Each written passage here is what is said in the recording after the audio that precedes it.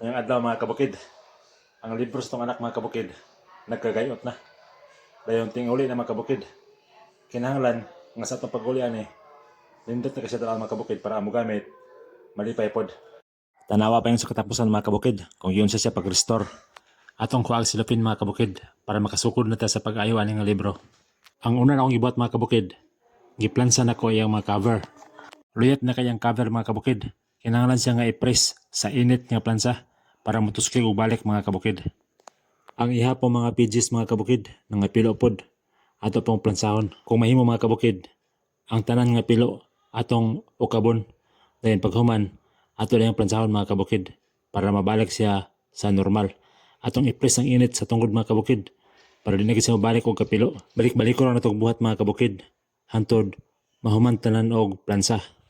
Ang cover mga kabukid, luyat paghapon, para malikon siya mga kabukid, atong suportahan og folder. Guntingon na to ang folder mga kabukid, dahil ang katunga, isuksok na to sa ilalom sa cover. Inani.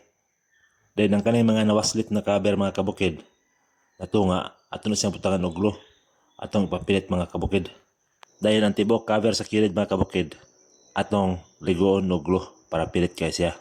Papilit nila nato ang folder mga kabukid sa cover. Dahil ang mga kilid-kilid mga kabukid, padayon na nato butang og glue kay dapat mga gagmay-gagmay di ang nangawasli. Mapoy buhato na to sa pikas cover mga kabukid. Kani mga nangawasli mga kabukid, ato ning sigurohon gyud pod para makusugan siya mga kabukid. Sadyang reaksyon nagkauga mga kabukid, ato na pod siyang plansahon para mapilit pag-aigid siya mga kabukid diya sa folder ang cover. Sa dihang okay na kay mga kabukid, ato na din siyang guntingon mga kabukid para ma-ready na siya sa pag-cover. Naigisi sa cover mga kabukid, mga 2 inches ni. Atong repiron mga kabukid, butangan diya po na to og folder. Ato na dayong kabiran mga kabukid, para dili na gid magisi ang iyahang sid-sid sa cover mga kabukid. Hindi na gid siya madali madunot, dili siya madali mabasa. Ang akong i-cover mga kabukid, scotch tape. Inaniyon mga kabukid, hinahinayon lang siya pilo para pag-cover mga kabukid, ang scotch tape dili magburot-burot. Balik-balik ko lang ang proseso mga kabukid. Nakita na ko ang scotch tape mga kabukid. Nindot po siya i-cover kay moro siya gilaminate.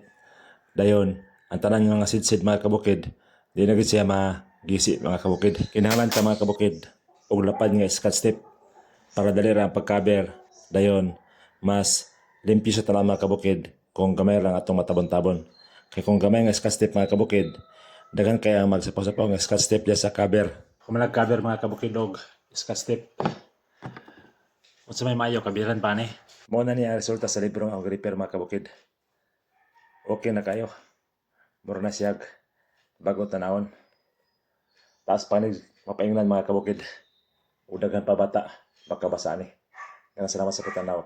O ginaot nga nakahatang ilugang pagtulungan sa adal niyong panginabuhi. Bye-bye.